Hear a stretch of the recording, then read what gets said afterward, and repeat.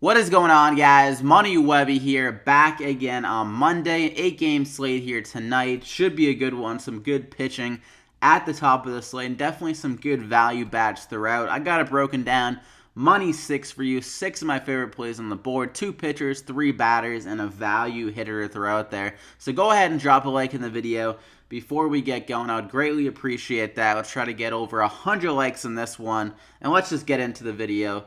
We're going to go with Carlos Carrasco at the top, 12,200, going against Detroit, against a Detroit lineup that's going to be filled with a ton of righties. I think they only have, honestly, 2 lefties in this lineup, and one of them is a switch hitter. So in this matchup, he can definitely get those good splits against the righties and really get a lot of strikeouts against these guys. There is a tiny bit of concern for weather in this game, but it's looking like it should be good to play. So in this matchup, Carrasco, he's seen this lineup a lot, over 150 plate appearances versus these guys. They only have a 220 average against and a 25% K rate, so he can definitely get it done against them, and he's a heavy favorite in this game. They're over 2-1 favorites to win. I think, or 1-2 favorites, or minus 250 to win, so extremely high favorites, and I think he can get a lot of strikeouts in this game. He's coming off an insane good outing against Milwaukee. He got 14 Ks and 47 drafting points, so hopefully you can carry that over into this matchup. And honestly, this is the tougher match. This is an easier matchup compared to in Milwaukee against that lineup, and now going to Detroit against the likes of some batters that aren't that great without Miguel Cabrera. So go ahead and lock him in there. And for my second guy, we're going to go with Joey Lucchesi here at 8,100.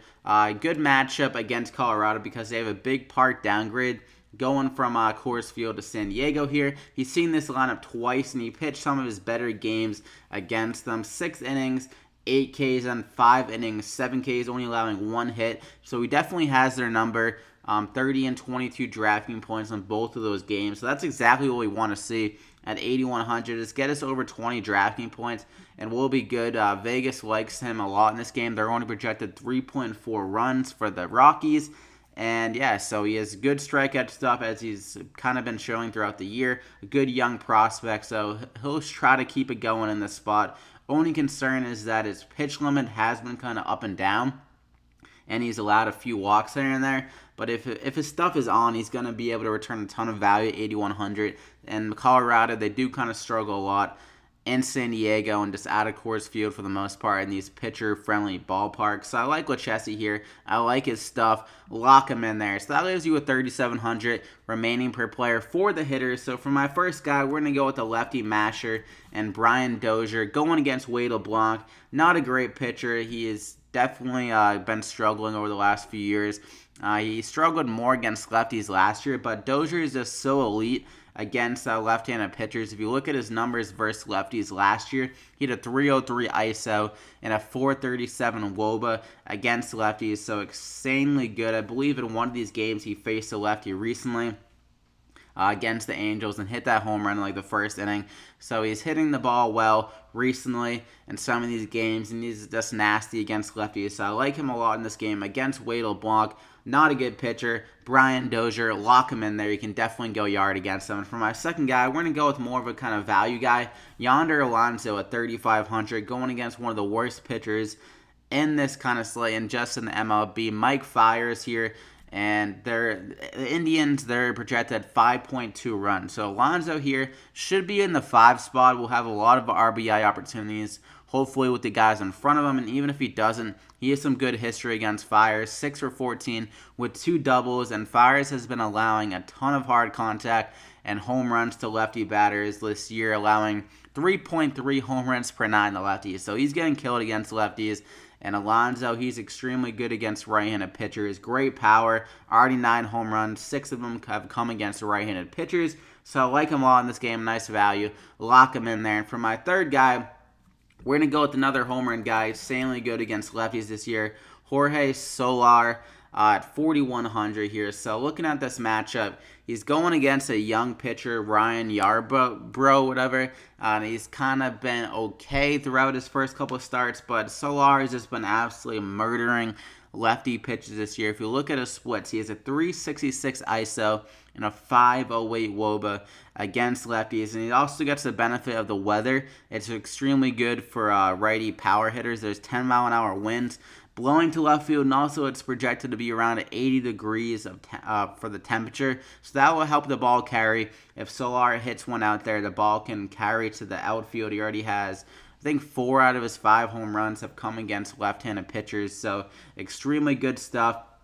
He's hitting the ball very well at 323 average this year. He was a great prospect coming into the majors, but he really struggled with like striking out and stuff over the last 2 years, but he's fixed that. He's kind of fixed his swing and stuff like that, and he's become more patient at the plate, so he's really benefiting from that. So in this matchup against another lefty, seeing the ball well, I think he can hit a home run in this spot. So at 4,100, a nice price tag with a guy that has extreme upside, especially against lefties. So go ahead and lock him in there. So that's the core 5. We got Carrasco, Lucchesi, Yonder Alonso, Brian Dozier, and Jorge Solar. So for my cheap guy, there's not many cheap guys that really stood out to me, but this guy is someone that has good upside at his price tag, and that's going to be Christian Villanueva, another guy that's been insanely efficient and just like nasty against lefties this year. He has 8 of his 9 home runs come against lefties. So in this matchup, I mean, it's not a great ballpark and not great conditions for hitting a home run in San Diego,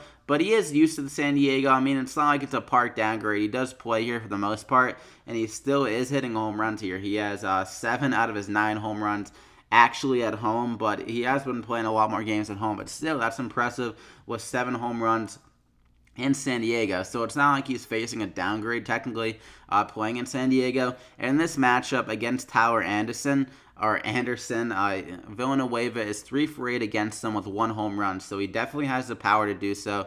He's a 52% hard hit rate against lefties this year. So absolutely smashing the ball. And like I said, 8 out of his 9 home runs have come against lefties. So this guy has been very elite against lefties this year, seeing the ball well. Hopefully he can carry that over into this game. And he's been really struggling recently, making his price decrease from he was up to 4,000 as we saw in this game against the Dodgers. So we got him at more of a value here at 3,500. Hopefully he can just get back to his ways of what he was doing earlier in the year. He's always been kind of a power guy, so a guy with good upside at 3,500 can return a lot of value, so I like him as a cheap option. So go ahead and lock him in there. So that leaves you with 3,525 remaining per play with everyone in there. We have some good upside across the board. All of these guys have a great chance of hitting a home run, and Carrasco and Lucchesi can also rack up the Ks. So the DraftKings stats we're looking for are definitely obtainable from all these guys. So go ahead and drop a like in the video if you did enjoy it. 100 plus likes if we can get that. Thank you so much. And hit that subscribe button if you happen to be new here to get these MLB DraftKings picks every single day except Sunday. I don't upload on Sundays because the slate starts at 1, so there's really no point in me uploading a video 10 or something like that than it being up for 3 hours.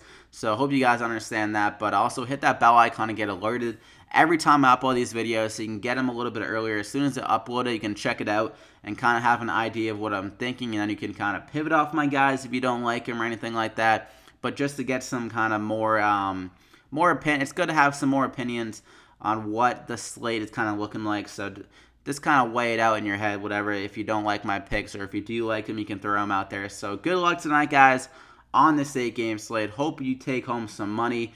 Enjoy yourself. We got sports betting legal, so it's a great day for DFS and just sports lovers in general. If you guys just love gambling and stuff like that, I know that I love it, so I'm excited about that. So we'll see you back here again tomorrow.